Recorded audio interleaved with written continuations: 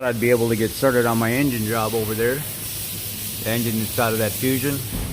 But my parts came in for this gentleman's vehicle. It's a 2016 Ford F-150 with a 2.7 liter.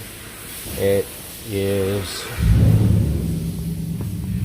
the four-wheel drive package. It's got heated and cooled seats, and already the backrest has a, I think it's a B103C thermal electric load open, which typically means this backrest motor here.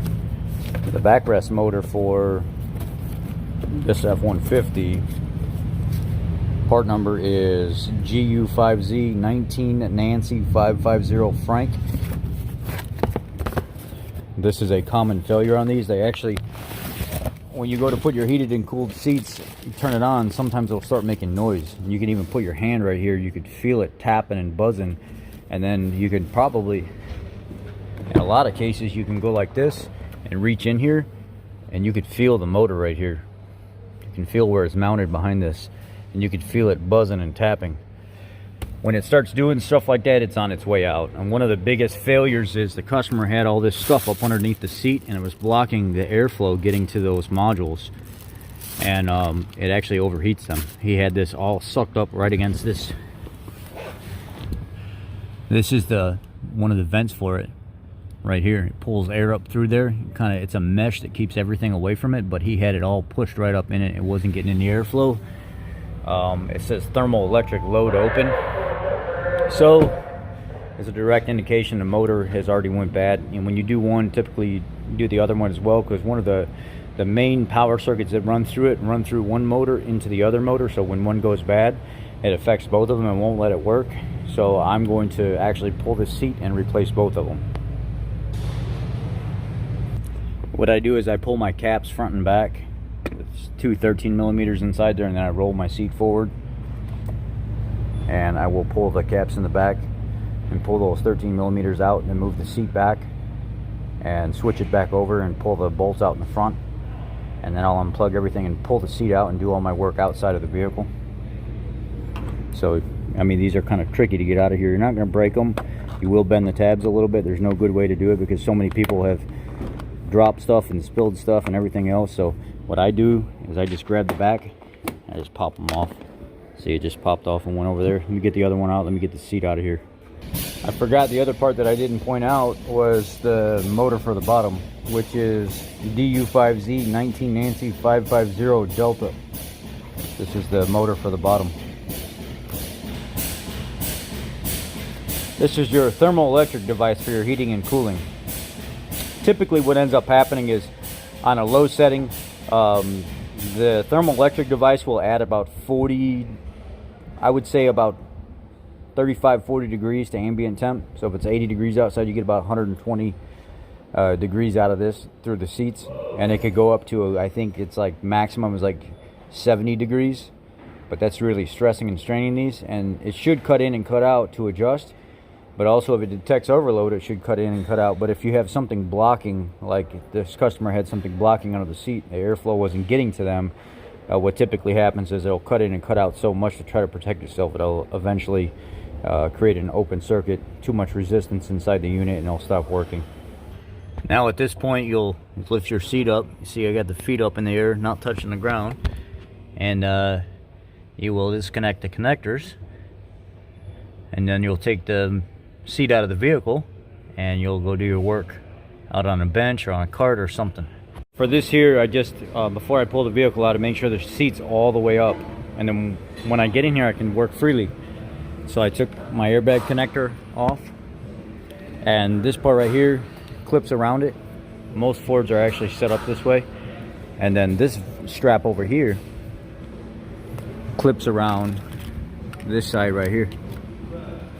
So you got to unhook this, unclip it from there, take your strap off, and then it's got zippers down the side, and they're a pain in the ass. I get a pair of needle nose pliers and I just slowly work them. I slowly unzip them until I get about right here, and then I pull them tight, and then I push with the needle nose pliers on that flat tab the rest of the way, and I unzip it and I let it hang right here. This actually runs underneath this, and it just sits down here. It doesn't, nothing special, it just sits right there. And then this part hooks up underneath this yellow strap. And then there's a little hook right there on the back. It goes over the top of this cable here. And then these here, these little tabs on top, you gotta slide one underneath, and then you gotta push down real hard, and then you gotta slide the other one under here, and that's it. And the connector for it is right here. On like the 17 and beyond models, there's actually a TSB to replace these, but on this one it doesn't have that TSB. What ended up happening is they went to tin style pins, and it was causing fretting issues instead of the better pins like this one. But anyway, that's how you take the back off and then basically reverse to install. On the bottom here, the main connector for the bottom one is right here, and then there's some clips here. You got to take a screwdriver and unhook the clips on each side. There's another set of clips right here, and then I think there's like a zip tie or something.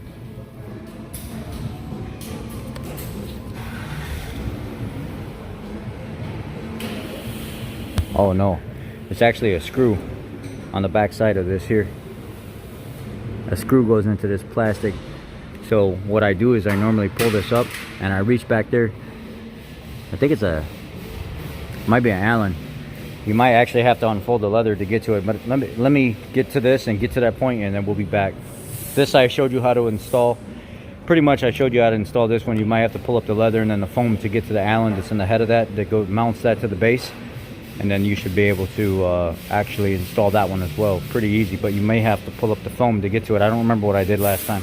Okay, I kept calling it an Allen, and I don't know why I called it an Allen. I noticed that once I actually got the foam pulled back, what I did was I just pulled the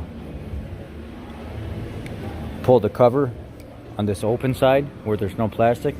I unsnapped all this stuff, moved it back so then I could get inside here and get all the way down here to the screw on the base. And it's a T20. It's a Torx. It's not an Allen. You get excited when you're making videos and you call things some things they're not sometimes. At least it was close in the same weird shaped field, but just star pattern. Anyway, here's the old motor. I did notice that with people shoving stuff under there and everything else, one of the tabs was broke. There's two Torx T20s that go to it, and one of them was just barely on there. It'll be fine with one. There's not a lot going on, and then I'll throw an extra zip tie around it, but let me get the new motor installed now. Okay, I got it installed now. Connector connected. Got my white tabs snapped in down here.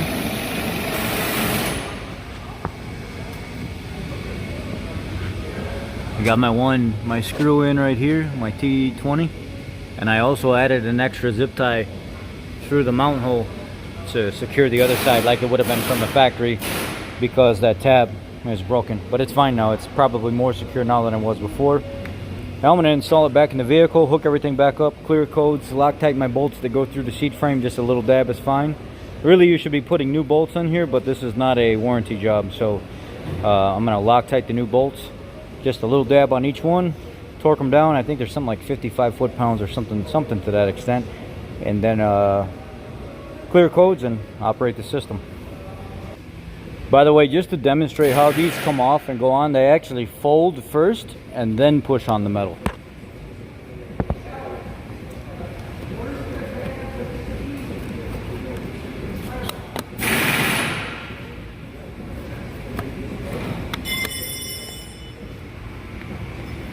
Now let's go install it. Vehicle running. In order to test this properly, vehicle needs to be running, and let's turn it on, see what we got. It clicked, and I hear the motors. Okay, it's working. The motors are actually functioning, and I can hear. Yep, it's on. So now let's put the heated seat on.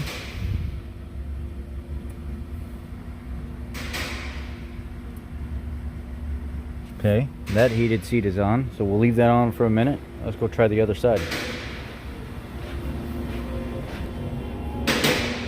And then I'll give you guys some tips while we're in here. I'll show you what to look for when you check the seated or the SCME module that controls. Okay, passenger seat is working. heat is working. So let's let them warm up. Now, quick tip for you guys, and you know, take this to the bank. This is one of the most common issues with these F-150s and the TED system, the heated and cooled seats, almost every single time. Check this before you do anything on these vehicles. On this module that controls the heated seats via the front control interface, pull these connectors out and look at these pins. A lot of times one of these pins is burned up, or it's real loose and it's not making good connection. Sometimes just by unplugging them and plugging them back in, you reset everything and it starts making good connection. Sometimes unplugging them and putting a little bit of XG12 Ford electrical grease on the pins and then plugging everything back in makes a world of difference. And then all of a sudden you come back up here and push your buttons and everything starts working. Yep, this is already getting warm. I feel it already. So now let's go check the driver's seat. But the reason I replaced the modules in the driver's seat is because they were making noise and there were actually thermal electric codes for them.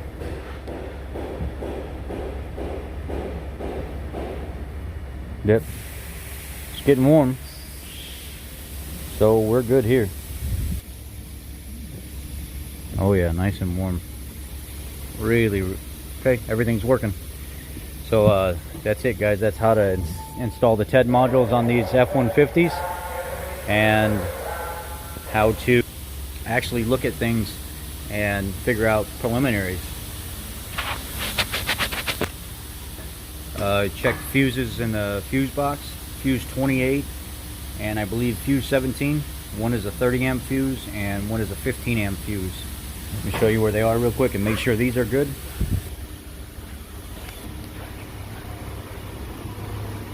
Make sure you got a good 30 amp fuse right here, this center one that I'm touching, and make sure this 15 amp fuse is good here. Alright, y'all be blessed. Thank you for watching. Please subscribe, give it a thumbs up. Let me know what you'd like to see. God bless, guys.